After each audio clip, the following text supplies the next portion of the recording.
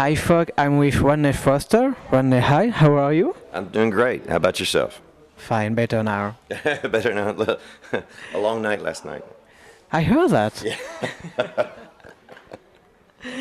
For those who don't know you, could you introduce you in a few words? Je suis Radney Foster. Je suis de Del Rio, Texas. Et je chante et écris les chansons de country music. Où as-tu appris à parler français? Mon fils habite ici depuis 13 ans. Pour cette raison, j'ai besoin d'apprendre le français. D'accord. Ouais. So, the interview in English or in French? En English, s'il vous plaît. Okay. What is the best way to describe the country music that you play? You know, I think it really is storytelling based. We have a long history in Texas of that campfire storytelling aspect of country music, and even though my tastes bleed over into rock and sometimes pop music as well, I think the roots of that storytelling are really what it's all about. All right. I know that you are a songwriter, a recording artist, live performer, and producer. Which part do you enjoy the most? I like them all. I waffle on that question all the time. You know, everybody goes, well, if you had to do only one, I said, then I would probably not, I'd do something else where I could make lots of choices. I think it's one of the things that keeps the music industry interesting for me, is that I have the ability to experiment, to do lots of things, and I enjoy it. All right. You had performed last night for the Festival of Country Rendez-vous, Craponne sur Arzon. What this event mean to you? It was fantastic. I had heard from friends that it was a really great event to come to, but I had no idea. I mean, we played at after midnight last night, and there were still thousands of people there and enjoying themselves and having just a great time. It was wonderful for me as an artist, and then also the fans just are so intense. Really, really love this music, so it was great. This has to be intense because it was very, very, very cold. Oh yeah, it was freezing, and people were out there in their parkas and still, thousands of them still hanging out in the middle of the night. It was pretty cool. Will you be interesting to come for some concert in France, to come back? Oh oui, bien sûr. So, c'est un petit message aux producteurs qui nous écoutent de festivals. Une autre fois, s'il vous plaît. You are here to promote your last album, Revival. Could you tell us what this album means to you? Really, it's about coming full circle. I tell people it has more gospel influences. I grew up singing in church with my family, and but I've never really brought that element of my music to the forefront. And but for me, it's not really a gospel record. There's a couple of songs on it that are gospel songs, but the rest is just really telling of the stories of what's been going on in my life. And so I like to call it a Saturday night and a Sunday morning record. All right. Is it Christian music? Un peu. Il y a deux chansons qui sont le gospel, mais les autres, honky tonk, rock and roll, et beaucoup de styles et des mots, c'est, je pense, une description de le cercle de la vie. Et pour moi, c'est une collection de samedi soir et dimanche matin. Yes, I understand that. What's the story behind the song "A Little Revival"? The song "A Little Revival" is really about. It was written with three guys right before the election of Mr. Obama, who are from all different political spectrums. One was voting for, one was voting against, and one didn't know yet what he was going to do. And so we were talking, we said, well, what does our country and what does this world really need? And the piano player Daryl Brown was making a joke, and he started pounding like gospel piano. He said, "We need revival," you know, and I said, "No, no, no, no," and I started just banging on my guitar and singing, "Hallelujah, a little revival." And so we just took the descriptions of everything from my son playing in the subways in Paris to the guy standing in front of the tanks in Tiananmen Square in China 25 years ago, and how he stopped a tank with sheer force of will.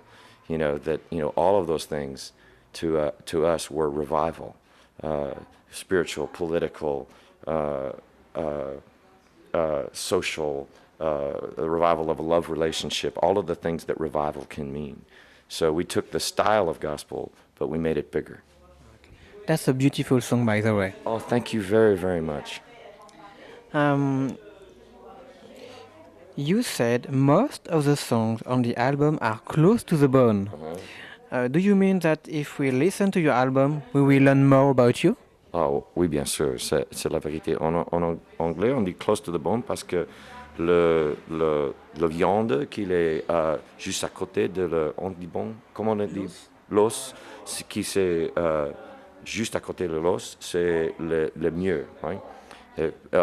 Cette expression, c'est utilisé pour une expression pour it shows you a picture of the soul, so to speak. And I think that's what this record does with me. I had written a lot of songs, 50 or 60 songs, but I took the ones that I felt were the most personal to put on the record. All right. If you have the possibility to sing in a duet with a country music artist of your choice, who would you choose? There's so many.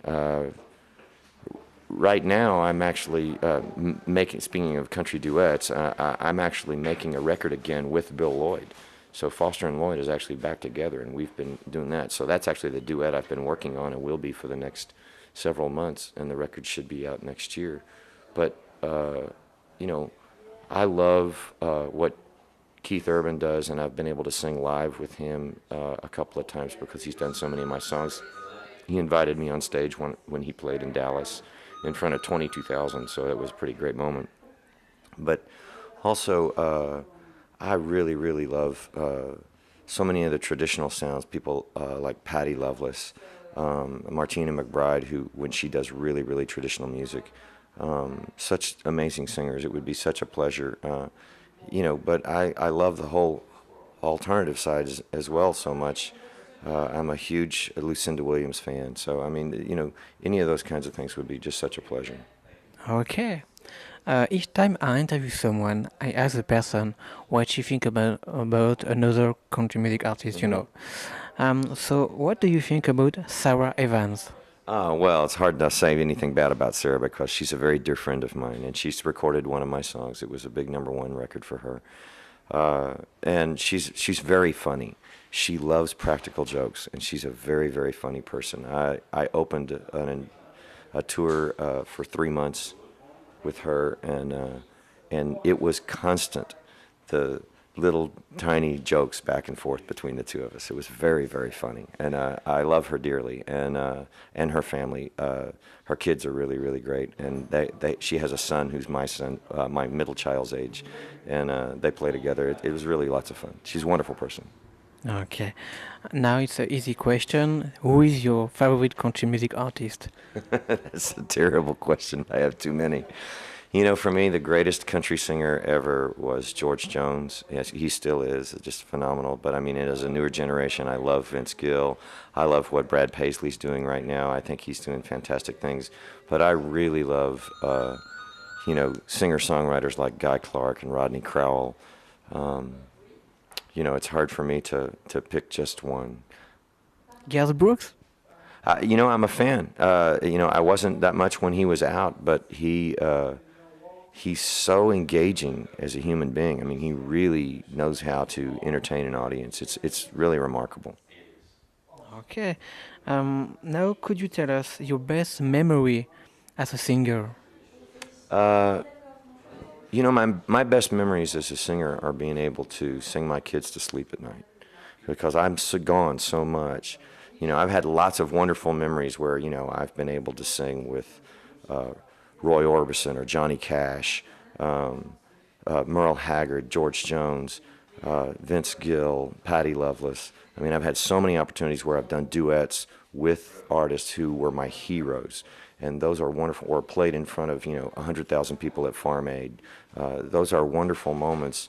But for me, you know, as much as I love my job, it takes me away from home, and so the time that I do have at home, my little kids still want me to sing a song before they go to bed at night, and that's a massive thing for me. That's a very, very special moment. Okay. Even if you have a son in France, will you take time to visit this country now? Oh yeah, I do. My son lives now with us in the United States. He's in university at the United States, but you know, he lived here for 13 years, and I visited regularly, and I love this country. It's a great place. J'aime les gens, on dit alimentation or manger, Oui. the food, and le vin, le couture, c'est tout. It's a great place. All right. What could we offer you in the future? What does my career hold in the future? You know, mostly just making more music, I hope. Oh, wish you that. Yeah. Finally, can you say a few words to your fans who are watching you? Yeah. C'est mon plaisir.